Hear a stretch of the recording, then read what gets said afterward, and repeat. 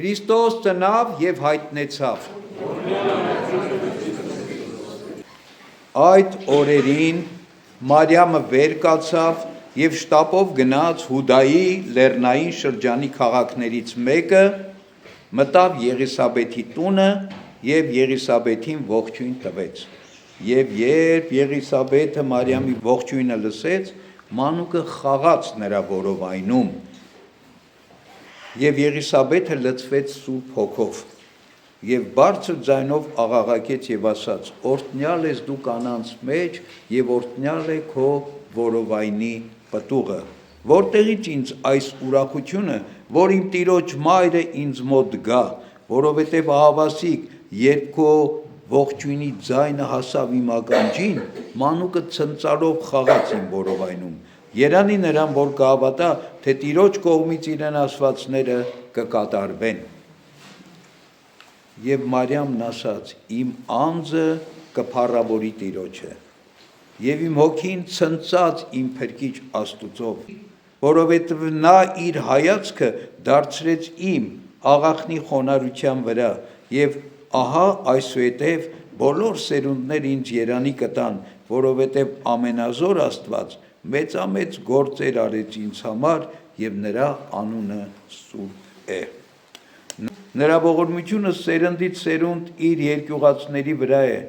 Նա իր բասկով զորություն ի գործ դրեց, ցրեց ամբարտավաններին իրենց սրտի խորհուրդներով, հզորներին տապալեց իրենց աթոռներից և բարձրացրեց խոնարհներին, քաղցածներին լիացրեց բարիքներով և մեծատուններին ձեռնունայն արձակեց։ Նա պաշտպան կանգնեց իր ծառային Իսրայելին, հիշելով իր ողորմությունները, ինչպես ասել էր մեր հայրերին Աբրահամին և նրա սերնդին հավիտյան։ Մարիամը գրեթե 3 ամիս մնաց Եղիսաբեթի մոտ և դարձավ իր տունը։ Այս հատվածն է, երբ նոր ավետիս առած Մարիամը Գաբրիել հրեշտակից իր հղացման ավետիս առած այցելեց Եղիսաբեթին, Հովհաննես Մկրտչի մորը, որ իր ազգականն էր և արդեն 6 ամսվա հղի էր։ Եվ Մարիամն իր փառաբանական խոսքում, իր օրհներգության մեջ ասում է, թե ինչերի արժանացրեց Աստված իր միջոցով մեզ բոլորիս, աշխարհին, ինչի, ասում է, նրա ողորմությունը սերնդից սերունդ իր երկյուղածների վրա է լինելու։ Նա իր բասկով զորություն ի գործ դրեց, ցրեց ամբարտավաններին իրենց սրտի խորհուրդներով, հզորներին տապալեց իրենց աթոռներից և բարձրացրեց խոնարհներին, քաղցածներին լիացրեց բարիքներով և մեծահարուստներին ձեռնունայն արձակեց։ Նա պաշտպան կանգնեց իր ծառային Իսրայելին, հիշելով իր ողորմությունները։ Այս մեծամեծ խոստումներն է արված, և Աստված էս տալիս է նրանց, ովքեր իրենից երկյուղ են կրում։ Բայց Պողոս առաքյալն էլ այսօրվա իր Եբրայեցիներին ուղված թղթի հատվածում, որ ընթերցեցինք, զգուշացնում է, ասում է. նայեք, այդ բոլորին պիտի արժանանաք, եթե երես չթեքեք Աստծուց, եթե Աստծով ապրեք։ Ինչ էր ասում Պողոս առաքյալն, ասում էր. դուք չեք մոտեցել շոշափելի լեռանը, որ կրակով էր այրվում, նկատի ունի հին ուխտի,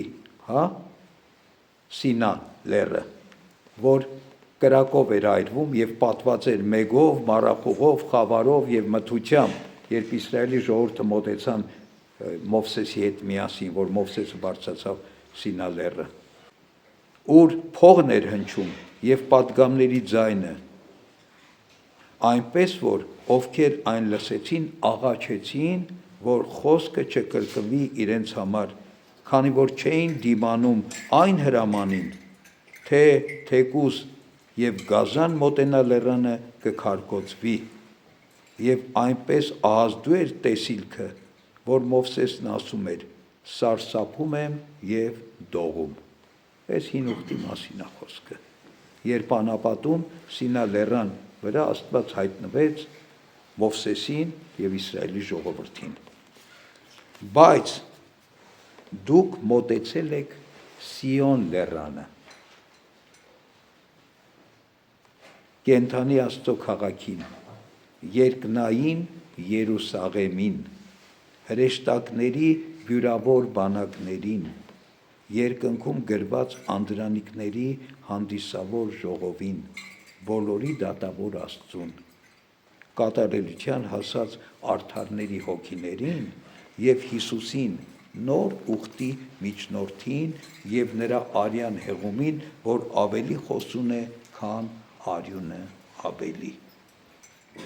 Ահա թե ինչ ա մեզ շնորհել Աստված, մեր Տեր Հիսուս Քրիստոսի ծննդյամբ եւ աշխարհ գալով։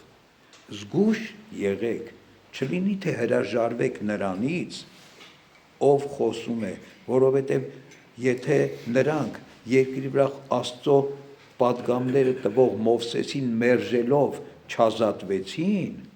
որչափ եւս առավել չպիտի ազատվենք մենք, եթե թիկունք դարձնենք երկնքից խոսողին, որի ձայնը երկիրը շարժեց այն ժամանակ, իսկ այժմ այս խոստումն է անում եւ ասում. մի անգամ էլ պիտի շարժվեմ, ոչ միայն երկիրը, այլ նաեւ երկինքը։ Մի անգամ էլ ցույց է տալիս, որ շարժված բաները պիտի փոխվեն, որպեսզի անշարժ բաները հաստատուն մնան։ Դրա համար, քանի որ անշարժ թագավորություն ենք ընդունում, ամուր պահենք շնորհը եւ այդ շնորհով էլ ծառայենք Աստծուն, իրեն հաճելի ձևով, ահով եւ դողով, քանի որ մեր Աստվածը ոչնչացնող կրակ է, ասում է Պողոս առաքյալը, ասում է անշարժ բաները պիտի մնան անշարժ, շարժվողները պիտի անցնեն։ Հիմա մեզ տրված է այս ամեն ինչը, Աստծո այս խոստումները, եւ Աստված իր ծննդյամբ այս ամեն ինչը շնորհեց մեզ Քրիստոս։ Մենք մնացել ենք սրա մեջ, թե կարճել ենք շարժվող բաներին, թե ավելի շարժվող բաների վրա ենք մեր հույսը դրել, թե անշարժ բաների վրա։ Շարժվող բաները պիտի անցնեն, այս երկիրը, այս երկինքը, այս աշխարհի փառքը, պատիվը, գանձը, հարստությունը, վայելքը, հաճույքը, սրանք սա այդ շարժվող բաներն են, որ անիմաստ բաներ են։ Քրիստոսն եկավ, որ մեր կյանքը մարմնավորից փոխվի հոգևորի։ Քրիստոս եկավ, որ մենք ապրենք մեր կյանքը, մեր աչքերը երկինք հառած։ Մենք մեր աչքերը գետնին կպած ենք ապրում, գլուխներս կախած ենք ապրում, կորագլուխ ենք ապրում։ Աստված մեզ ստեղծել է բարձրագլուխ, որ մենք միշտ մեր գլուխը, մեր հայացքը երկինք ուղղված լինի, բայց մենք կորագլուխ ենք ապրում։ Եվ այս կորագլուխ վիճակից բարձրացնելու համար է, որ Քրիստոս ծնվեց աշխարհի մեջ։ Այս ընկած վիճակից կանգնեցնելու համար է, որ Քրիստոս ծնվեց աշխարհի մեջ։ Այսօր մենք կանգնել ենք, թե կանգնած չենք։ Պողոս առաքյալն ասում է, մեր քաղաքականությունը երկինքն է։ Մենք պիտի պայքարենք երկինք մտնելու համար։ Մենք ամեն ինչ պիտի անենք երկնքի արքայության համար։ Եվ Քրիստոս սրա համար է ծնվել։ Քրիստոս չի ծնվել միայն նրա համար, որ մենք իրար 8 օր ողջունենք Քրիստոս ծնավ եւ հայտնեցավ, օրհնյալ է ծնունդը Քրիստոսի,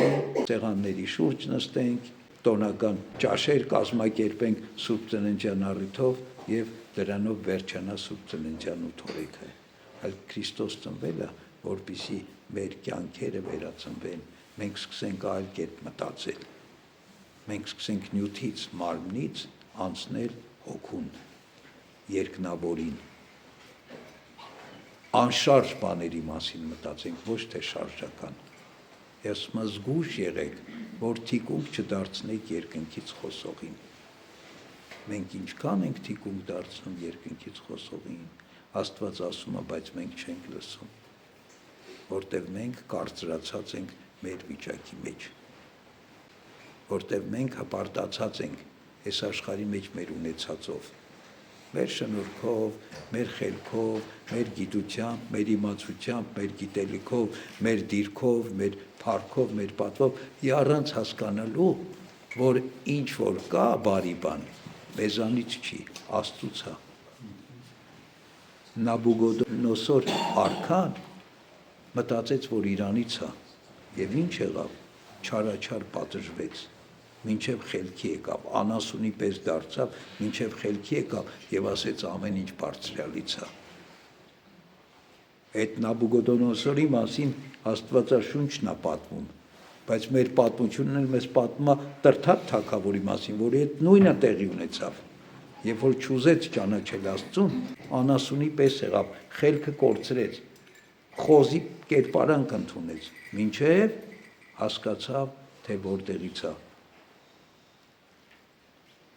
զորությունը, իշխանությունը, փառքը, թագավորությունը, իմաստությունը, ճշմարտությունը։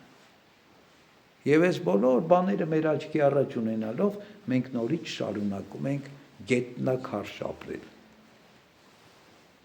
Ոչ թե որպես երկնայիններ ապրել, այլ գետնաքարշ ապրել որպես երկրավորներ։ Երկրավորների վախճանն էլ երկիրը պիտի լինի։ Երկնավորների վախճանը երկինքը պիտի լինի։ Քրիստոս սրա համար է ծնվել, որ երկրավորից դարձնի երկնավոր, որ մեզ ցույց տա, թե մենք ուր նայենք, ոչ թե այս աշխարհի իրողությունների մեջ փնտրենք մեր սրտի ուզածը, այլ երկնքում փնտրենք Աստծո կամքը, որ շատ ավելի բարի է, կատարյալ է, քան մեր սրտի ուզածը, որտեղ մեր սրտի ուզածը մեզ հաճախ տանում է կործանման, կորստի։ Աստծո կամքն է, մեր փրկությունը, մեր կատարելությունը, երկինք գնալը։ Սրա համար է ծնվել Քրիստոս, ուրիշ բանի համար չի ծնվել։